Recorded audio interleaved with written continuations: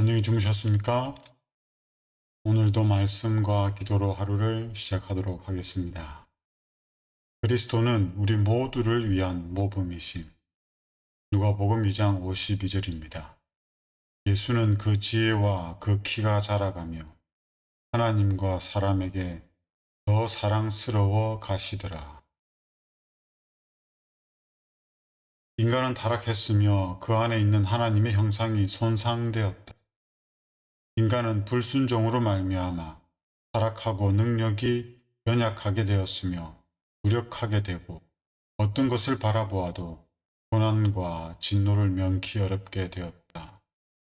그러나 하나님께서는 피할 길을 주셨으며 각 사람에게 너희도 완전하라고 말씀하시니 인간이 당신 앞에서 청렴하고 고상하게 서도록 하시는 것이 하나님의 목적이시며 그분은 결코 실패하지 않으실 것이다.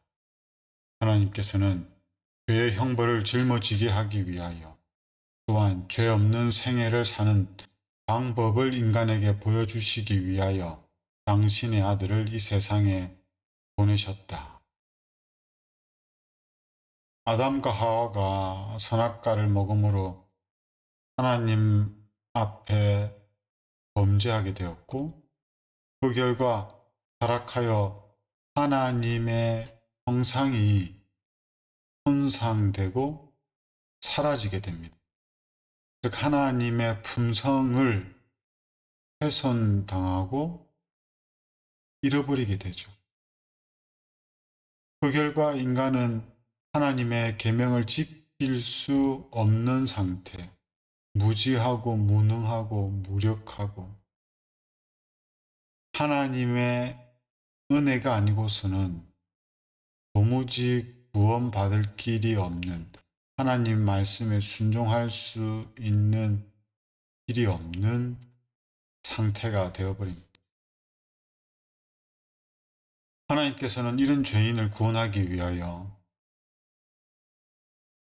죄가 있기 전부터 아담과 하와를 창조하기 전부터 피할 길, 구원의 길을 마련하셨습니다. 죄인을 구원할 수 있는 복음을 준비하시고 죄인들에게 에덴 동산에서 범죄하기 이전과 동일한 요구, 즉 하나님의 모든 계명에 순종할 것을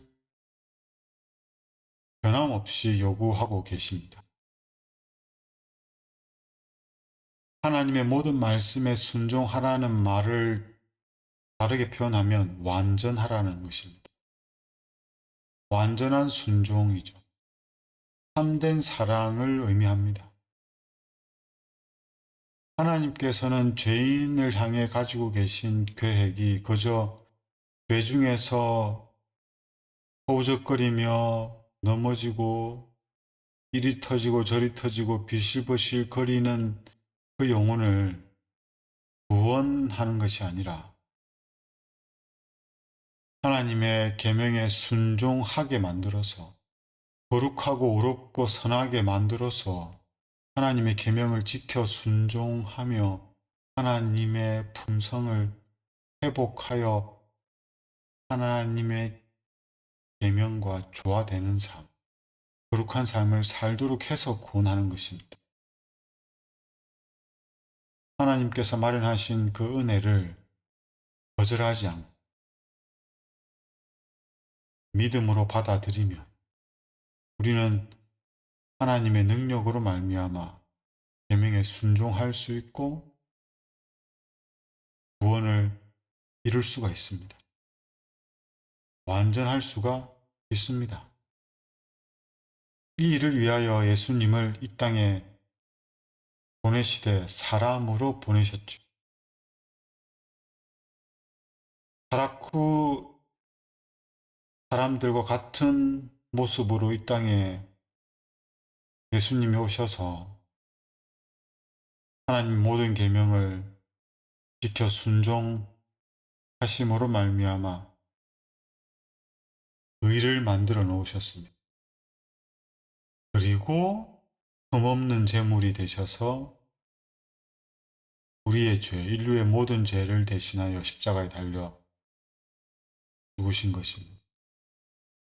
예수님이 이 땅에 오신 것은 우리의 모든 죄를 대신하는 대속물로 오셨을 뿐만 아니라 우리도 예수님처럼 하나님의 계명에 순종할 수 있다는 것을 알려주고 보여주고 동일하게 그 계명을 순종할 수 있도록 하기 위해서 이 땅에 사람으로 오신 것입니다. 그리스도는 모든 인류를 위한 이상이다. 그는 유년과 청년 그리고 장년 시대를 위한 완전한 모본을 남기셨다. 그는 이 세상에 오셔서 인간 생활의 여러 다른 경험들을 거쳐 지나가셨다. 그는 죄를 범하지 않으셨다는 것만 제외하고 다른 유년들과 청년들처럼 말하고 행하셨다. 그는 언제나 순결한 하늘 분위기 가운데 사셨다.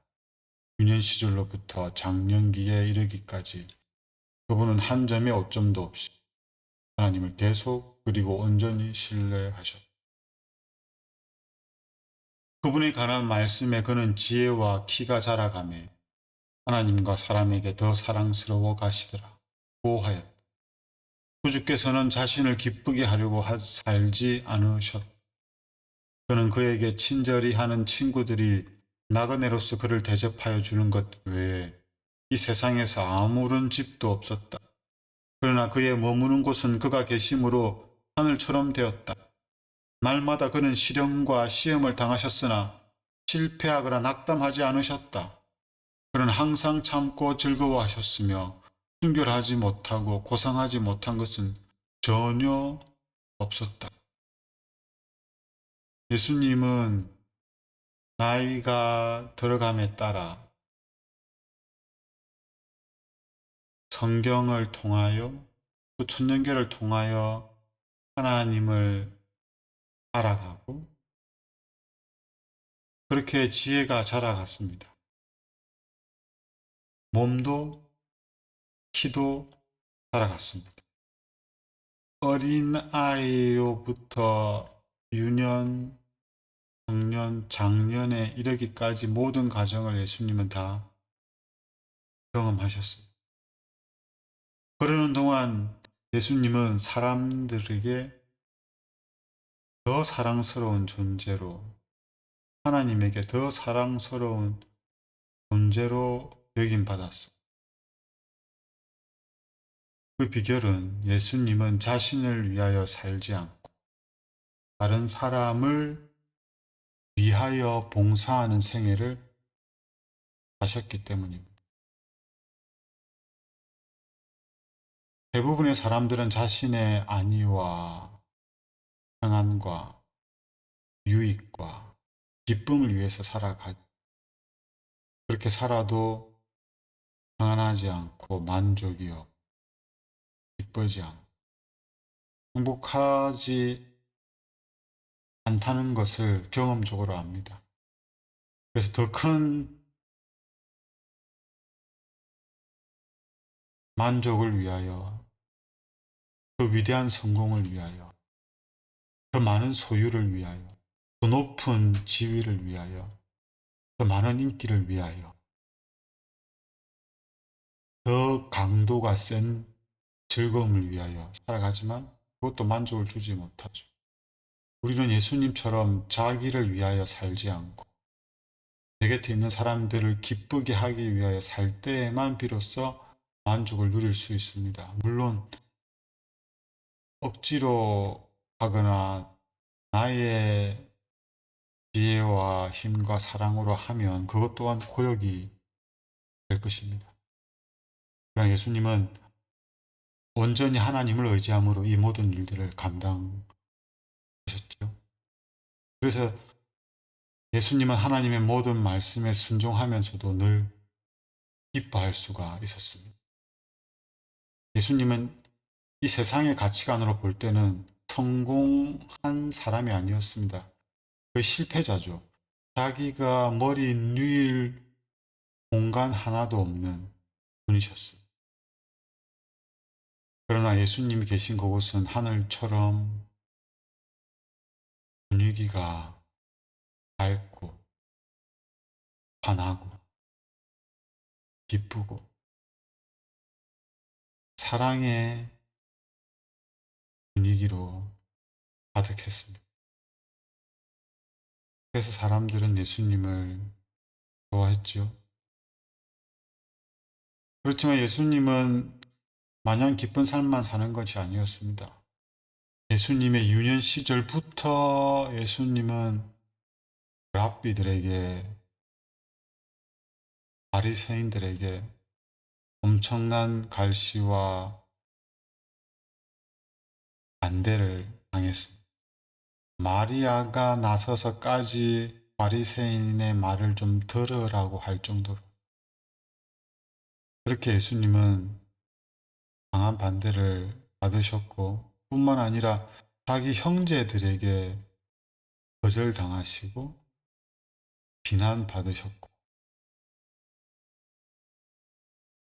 그들과 조화되지 못하는 삶을 살았죠. 예수님이 문제가 있어서가 아니라 그들이 예수님과 같이 말씀에 순종하지 않았기 때문에 그러한 관계 속에서 살아야 했습니다. 가족들 속에서도 왕따였죠. 참 고독한 삶을 사셨습니다. 그러나 예수님은 낙담하지 않으시고 자기에게 이르러온 모든 시험들을 하나님을 의지함으로, 말씀으로, 기도함으로 승리하셨습니다. 예수님이 왜 이러한 삶을 살아야 했습니까? 왜 아기로 오셔가지고 그러한 반대와 발시와 미움을 받으면서 그 많은 시험을 겪으시면서 생애해야 했습니까? 그 이유는 우리에게 어떻게 하면 시험을 피할 수 있는지, 어떻게 하면 시험을 이길 수 있는지, 어떻게 하면 하나님 말씀에 순종할 수 있는지, 어떻게 하면 원수도 사랑할 수 있는지를 보여주시기 위해서, 그리하여 우리도 그러한 삶을 살도록 하기 위해서 그리하신 것입니다.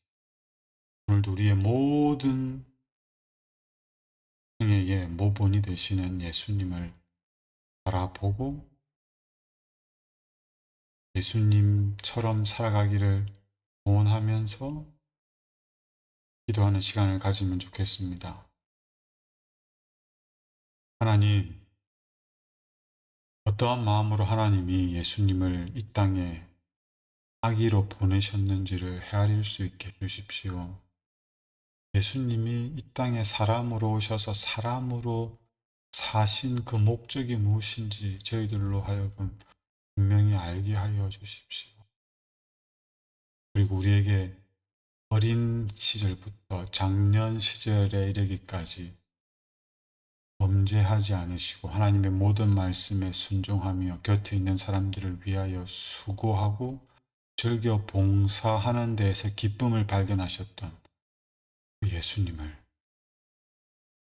믿고 우리도 그러한 삶을 자원하여 살아갈 수 있도록 도와주시기를 예수님 이름으로 기도드립니다.